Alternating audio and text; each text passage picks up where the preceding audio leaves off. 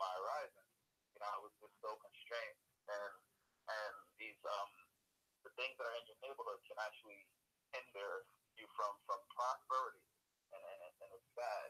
And I just want to make sure that kids in the neighborhood understand that there are people out there that's doing something other than the things that they're exposed to every day. You don't normally get to see a black male teacher.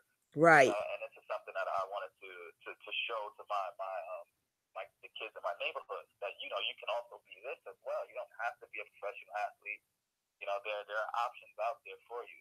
But the only way they'll get to realize or come to that realization is when they actually see somebody in that particular role.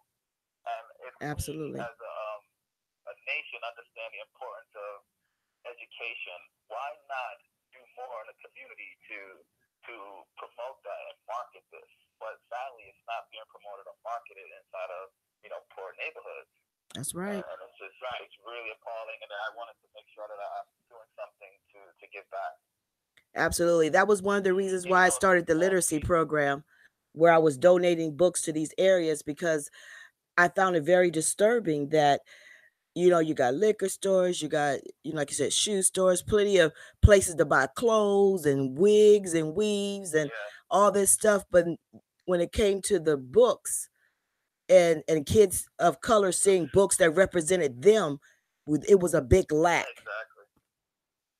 It's a desert, you know. Yeah, absolutely. It's an absolute desert. Another thing that Miss J was saying about the liquor stores in the communities. If you take notice, well, a lot of the liquor stores they'll advertise cigarettes, they would advertise alcohol, but they never advertise, education. Where they can go and get training and things of Yeah, that nature. And we need little things like that in the communities as well. Yeah. we certainly do. Yeah, because it makes a difference. You're not Certainly only do. taking from the community, you're giving back to the community. And a lot of these, like the shoe, and I have nothing against tennis shoes. I love kicks, but like he said, it Yeah. was a ten shoe stores on one block, but no bookstore, no anything like that. So if those kids are, That's ridiculous. yeah, their parents are spending money in your store, or the kids are spending money in your store, offer them something else. And what else could, how can it hurt to have a book in your store or a bookshelf or a section for reading in your store? How can that hurt? And it doesn't. And the thing is, I'm giving it to them for free. It costs them nothing. The only thing that they have to provide is the space. And these bookshelves are fairly small, so it won't take up too much space. So again, Right. what you were saying was that they should give us something back, because we are spending a large chunk of cash inside of these businesses, Yes. and it shouldn't be like that. It shouldn't be like that. For a long time, I was a leech in my community.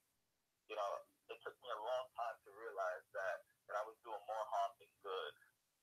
And once I came to that realization, like I wanted to make sure that I dedicate like the rest of my life that I live on this earth to giving back to the same community that I was essentially harming. And this is one way that I'm doing it. And it's a great job. You're doing a You great know, job. Anthony, you touched on something just a second ago. You was talking about doing more harm in your communities than good. Explain to the audience what you mean by doing more harm to the communities than good. So in the area in which I grew up, it's a housing project. It's for poor families. I think I found out that the housing project wasn't essentially developed for poor families, but it was essentially developed for veterans coming back from the war. But because of the housing discrimination and things like that, it didn't allow black families to actually move out and get these loans for houses, if they wanted to go elsewhere. So essentially, all of the black families and the poor had to stay there, but everyone else that came back, they got a chance to branch out and go buy a house, and now they can accumulate wealth because they have this house. That's right. And yet the families struggling. They're still inside of the project struggling. So I grew up there, and it was plagued by violence, crime. So I was introduced to selling drugs at an early age. Something that I I didn't think that I would be involved in, but since everyone in my immediate circle was involved in it, I essentially like had no choice. It's like, what am I gonna do? Everybody is doing this. I want to be like them. I want to make sure that I'm with them. I didn't want to be outcast, so I started to do that, and I did it for some time, and knowing that it can ruin a family because they're spending an abundance of cash with you, but at the same time, the drug that they're putting in their body is hurting them, you know, mentally and physically, but also it's hurting their family because we don't know all of the arguments that probably were created because of these drugs, and because this drug user decided to take their last and spend it buying drugs instead of providing food for their family. So I was doing this for years, and it started at the age of 12, and to the point where I was brainwashed thinking that I was going to be a professional drug dealer, like that was going to be my profession in life.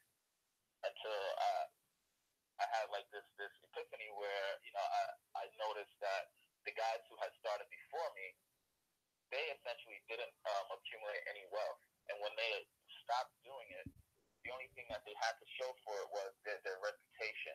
They were known as has-beens, and I refused to be that. So I this is what I mean by I was a leech. Like I was just taking from my own community and not providing anything back. You know, and it's just something that didn't sit well with me when I became an adult and when I decided to seek higher education. I was a high school dropout because I was just so consumed with the drug life. That was the only thing that I was concerned with. It's like forget about the books. Let me go out and make money because I could do it, around the clock at any point in time. So I was never focused on my education until I became an adult. Essentially, as soon as I dropped out and I realized that I didn't want to be known as this particular individual to my friends and family. I had to make a change, and I think no better way than to change is to be a proactive person that cares and gives back to people who you've wronged. So I feel like I owe it to my community to make sure that I'm doing something positive in the end, or with the rest of my time here on this in this world. Absolutely. Wow, man, that's a testimony and half that. Wow. And now today you done changed your life. I mean, 300. Sure the funny thing is that I'm still baffled when I think about the things that I was able to accomplish after being a delinquent for so long. I like the things that I do now. I still say to myself like, wow, I feel like I was inadequate because of the things that I learned. So every time I accomplish something, I'll be like, I don't know how to feel. I don't know how to celebrate it. Because it Yes. is hard for me at times. Like I'm currently working on my second master's degree, which I kept it a secret for so long. But I'm going to graduate in May, and receiving like an email stating that congratulations that you met the requirements for graduation. Seeing that is unbelievable, and I don't know how to celebrate. Because I feel like I wasn't supposed to be there. Like that wasn't the life for me. And but yet, I'm still grateful because I'm able to surpass these statistics. I was supposed to be dead or in jail by the age 16, but surprisingly, I'm still here at 35. I think I owe a lot to it from changing. From leaving that side of negativity out of my life and being more positive. And I think that really had an effect on me. But I need to find ways to celebrate these accomplishments because I don't know how to do that. It's crazy. Well, you know what? It will come because you're still struggling with the little boy, like the little boy who doesn't feel he deserves. So once you resolve that issue within yourself, it'll come. but the fact that you are taking a step forward and you're steadily moving forward, and once you forgive your past a little bit more and even forgive yourself, I think that celebration will come, because one of the things you said that meant a lot to me is that you wanted to kind of fix your wrong, like you wanted to give back from what you took. Now when I'm giving it back, I apologize, but Yeah, you also got to forgive yourself. exactly. And once you get past that stage of really honoring that forgiveness and really honoring that you are not that boy, you're a man who is doing Yeah, XYZ, you're going to be fine, because your testimony is for all those cats that think they can't, for all those dudes that say this is, I exactly. don't have no choice. Right. You are the one that's saying yes you do.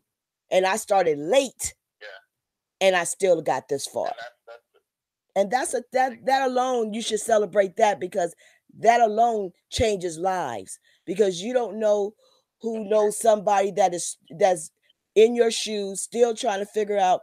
I always laugh when I see some of them old drug dealers, old gang, and I laugh like, dude, you still doing that? You go, man, they looking tired and Yeah, wore out, because the game doesn't change. They ain't like back in the day. So they tired trying to kick it with these, trying to keep up with these young dudes. So it's really funny. But um it's important that people know they have a choice, because like you said, when you're in poor communities and your neighborhood, everybody's doing the same thing, so it feels normal. I think a lot of people who yeah, don't experience that, they think, oh, you can just say no, but you just can't say no. You have to live in that to you can. understand that. Yeah, So exactly. yeah, so you're a You know, testimony. consequences that come with saying no. There's some Absolutely. life or death consequences that come with saying no sometimes. So Yes, right. it's Yeah. important. True. You know what I do?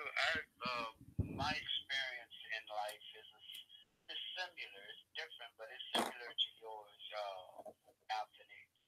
And what I've learned to do, well, let me go back. Well, because I didn't finish high school neither, but I do have a couple of degrees.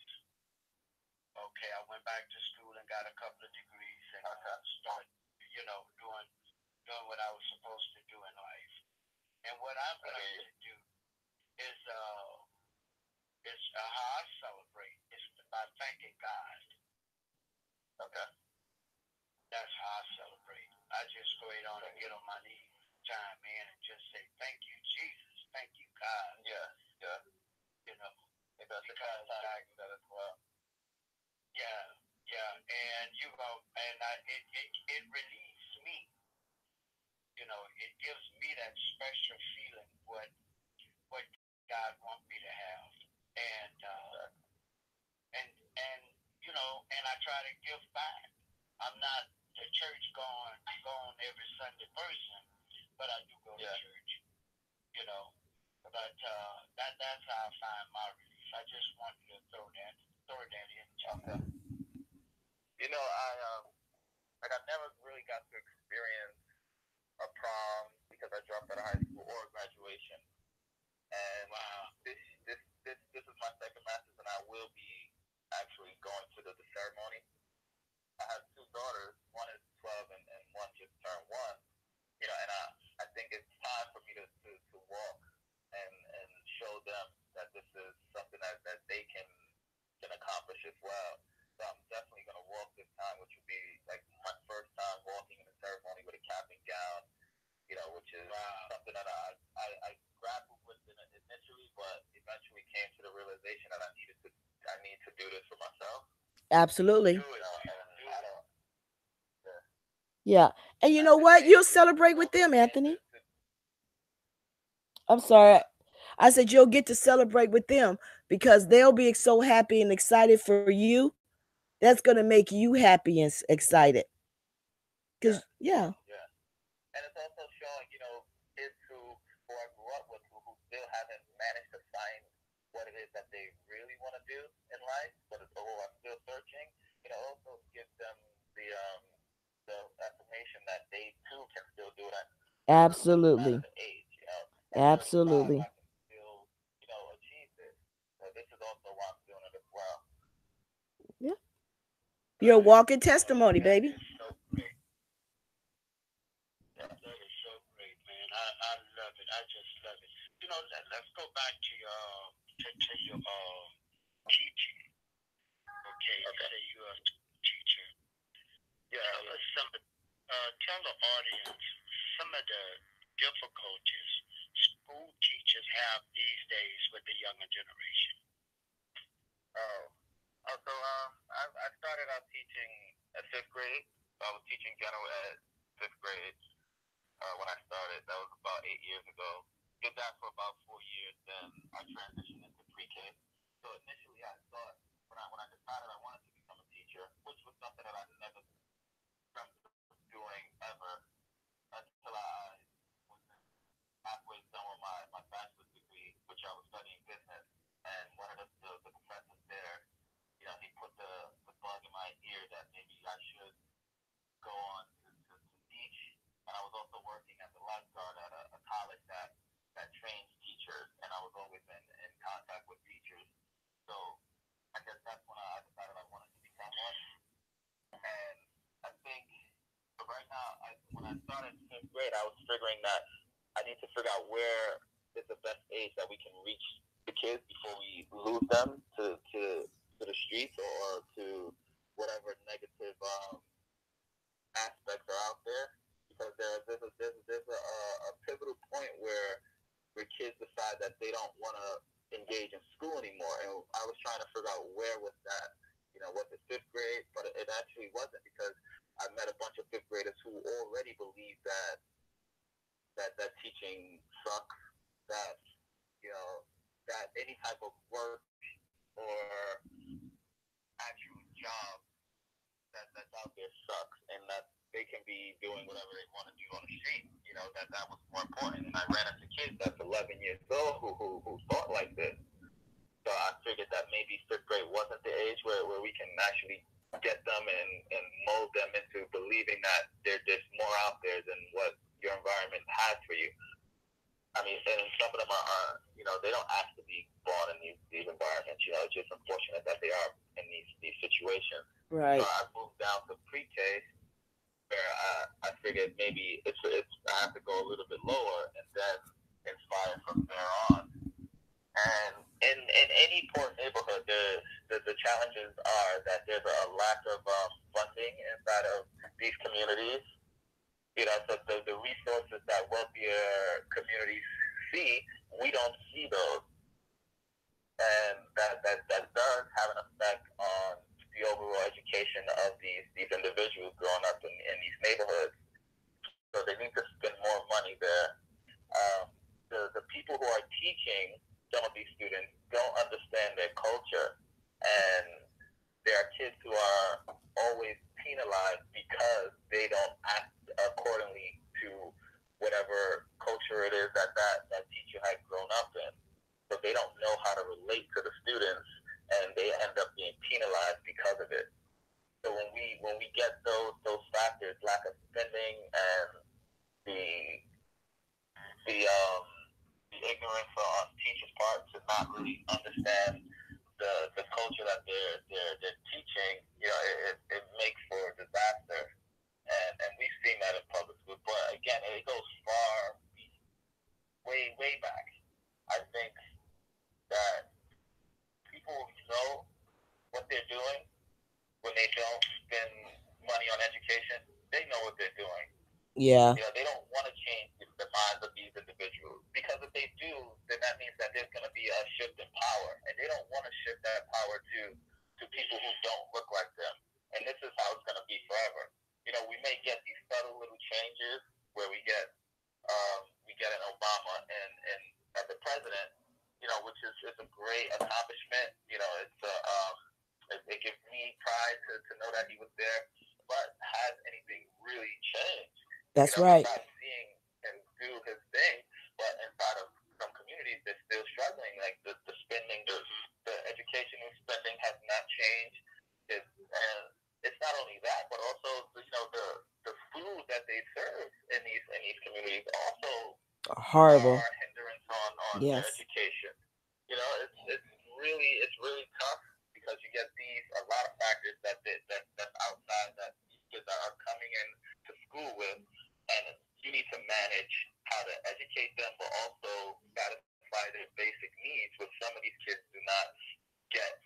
they don't get bathed at night. They don't get a proper dinner or a proper breakfast. So of course, some of the kids are not going to focus in school. And even though that's a hard or a challenging aspect of it, I mean, to even make the smallest change is a step in the right direction.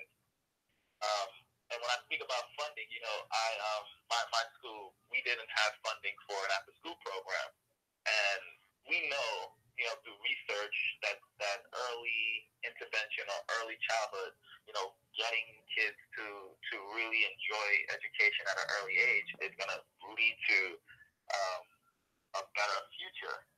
And because a lot of times some kids stay home from birth to 5, or they used to, and they don't get exposed to books, words, vocabulary. They don't get exposed to anything when they're home from birth to 5. But now that we have initiatives where kids can go to school at 3 years old for free, they're getting that exposure, which is going to set them up for success in the future. And we didn't have an after school program at my school, and no money for that. And I decided to reach out on social media to see if I can get some people interested in donating some money to my school. We needed $21,000. If you know, Kaepernick was doing a $1 million pledge where he was giving $10,000 to organizations that were serving their communities. Right. Are you guys familiar with that? Yes, I am. Yeah. And so I commented on one of his postings that he had, and I was one of the first commenters, so it got seen by maybe thousands of people. And one individual who saw me asked Kaepernick if he can, share some of the funding and help us bring an after-school program to my school. This American author his name is John Gordon. He saw it, and he was like, you know what, I'm gonna support your school. Who else is with me? And initially, I thought it was a joke. No, Gordon is a good dude. I told him. Mm-hmm.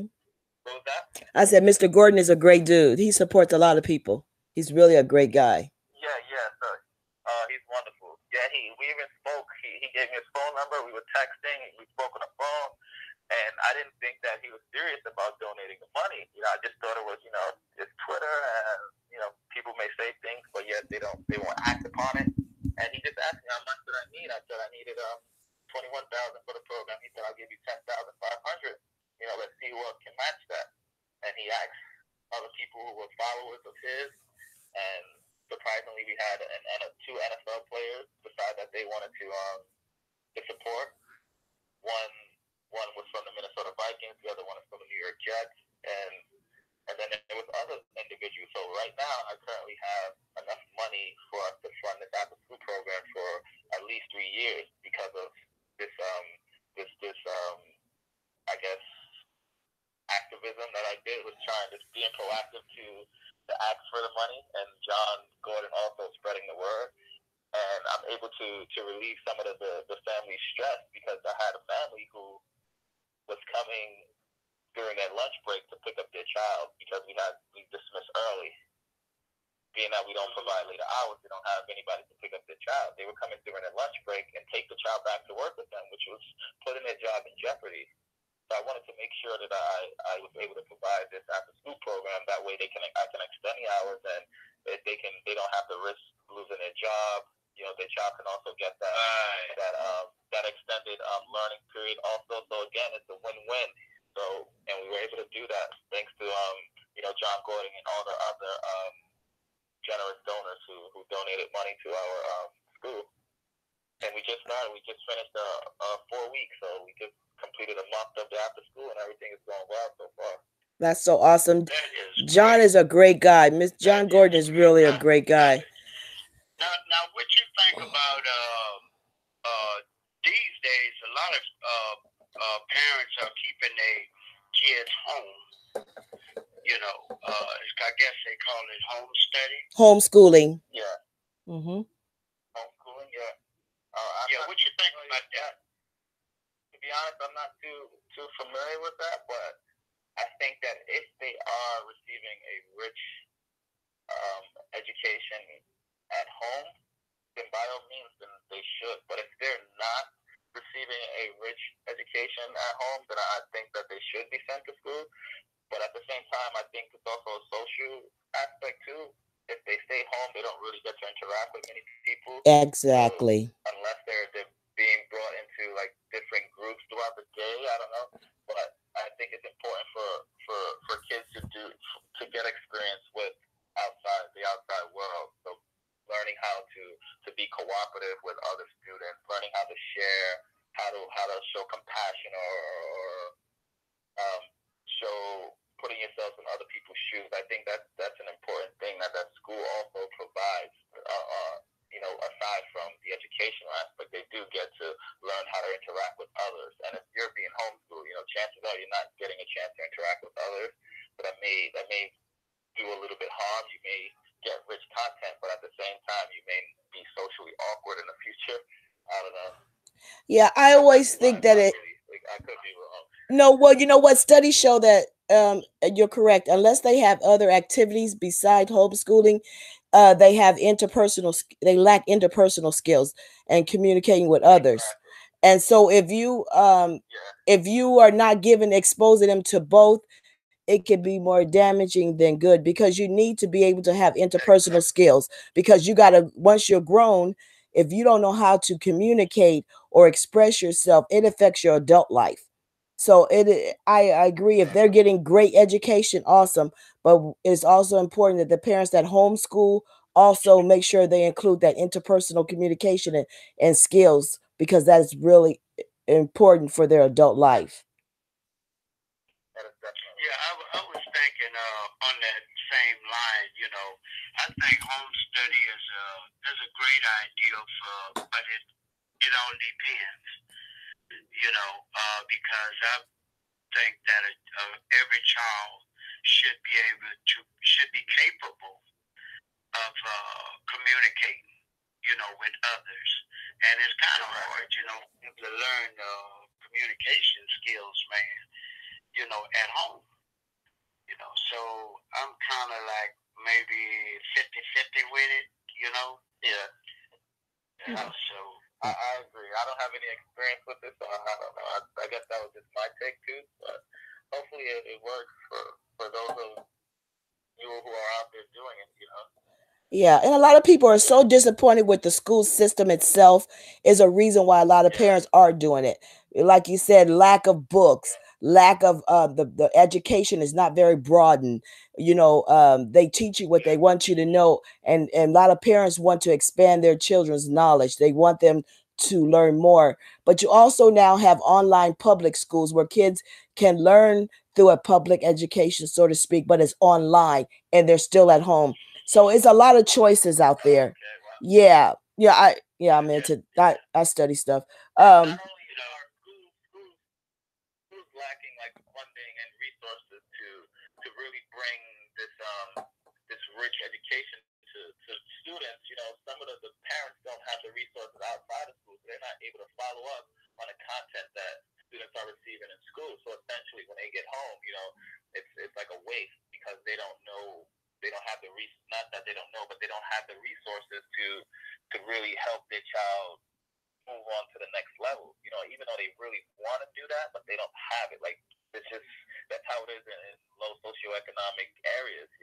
They don't have the same resources that other areas would have. Like a personal tutor who would come to the house and really engage with the child and reinforce whatever information they just learned in school. We don't have that. And again, some of these families also are working long hours for low money. Yep. And they just don't have the time. And it's just it shouldn't be that way, and it really shouldn't. And I really think that it's a plan that someone put in place to not have certain number of people prosper in life. Because if we all were elite and doing great, then the power shift would really change. Absolutely. And nobody wants that shift. Yeah. And one thing that you mentioned, like in the poor neighborhoods. Don't forget. I'm sorry, John. I just want to piggyback really quick. Single parent homes. One parent, the single mother, single father, and they out there, like you say, working, man. Getting off for late hours, for little money. They don't really have too much time to do anything. Well, not only time, they don't have computers. You'd be surprised how many people still today do not have a laptop at home, or a computer or a tablet, because those are expenses that are not priority in some of the poorer homes. So like when the kids got homework assignments, if they don't have a library close by, or a family friend or somebody with a computer to do their homework, because now everything is on the computer. They'll tell you, just go ahead, go home and work on the computer, Google it or whatever. You don't have encyclopedias no more. You got to use your computer. So when you're in a social financial struggle, certain things like that, like, I wish I could do that for you, but that's not a priority. I still know some kids that go to a library out here because they do not have computers in their home. And this is not considered a real poor neighborhood, but it's it's a fact. The inequality when it comes to spending, they know where they spend the money, and some places they rather not spend the money. And it should no school should ever have to beg for books. They shouldn't have to beg for supplies. They shouldn't have to beg for anything. Absolutely. If they really want to see a United States where there are people who are thriving all over the place, the educational system needs to be addressed. The spending needs to be addressed. Like, we're going to continue to see generations of people lacking the knowledge to live up or take advantage of the workplace or the new technologies that'll be available in the future if the educational system doesn't make a shift. And it starts with the spending too. The spending is really a big disparity there. It's like you get $3,000 per pupil. I could be wrong, but these numbers may have changed. And versus inside of a poor community versus like $30,000 per pupil in a wealthier community, which is just baffling. It's appalling to see those numbers like that. Right. Well, and I know in Oakland, California, how the schools are getting funded. They're getting funded by the students' attendance. If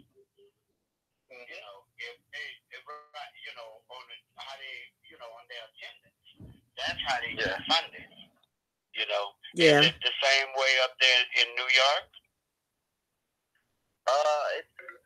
It's not in a sense that way, but there are so many other policies that are in place that determine who gets what and when you get the money.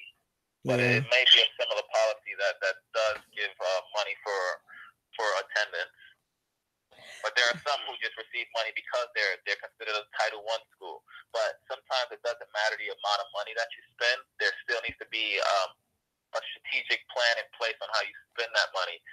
So sometimes in poor neighborhoods, you get teachers who come there and they only come there because that's the only job that they can get when they're coming out of training. Yeah, right out of college. Yeah. And they develop their skills there, and then they leave immediately, and they don't stay. So this also affects absolutely how schools operate and the funding that schools receive as well. And when I think, excuse me, John. Everyone, this was a great. I'm talking about great talk show. I really loved it, but we only got 2 minutes and 45 seconds left on the show. I'm going to ask Ms. J to close us out. Okay, before I close out, I want to say something too.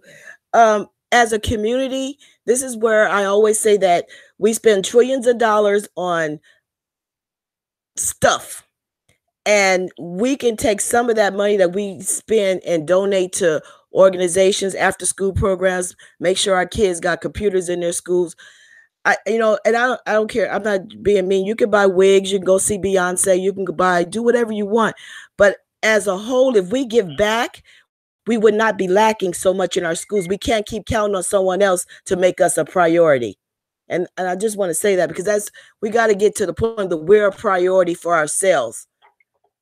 And so yes, we do. So anyway, I'd like to thank you, Anthony, for joining us. It was really a great show. I appreciate you taking the time. And if you had one positive thing to say to the audience and those who are listening, what would that be? I guess be the change that you want to see in the world, instead of being a bystander, you could just get involved, be proactive, and do something, even if it's a small gesture. It can definitely have a huge impact. Absolutely. So never think that anything is too small. That is so true. And John L. Brown. Yes, I want to thank Anthony Tucker for coming on the show. And man, you just keep the good work up, okay? I really enjoyed this show right here. I learned a lot, okay? And thank you so much. Just keep it up, bro. Keep it up. And back to you, Miss J.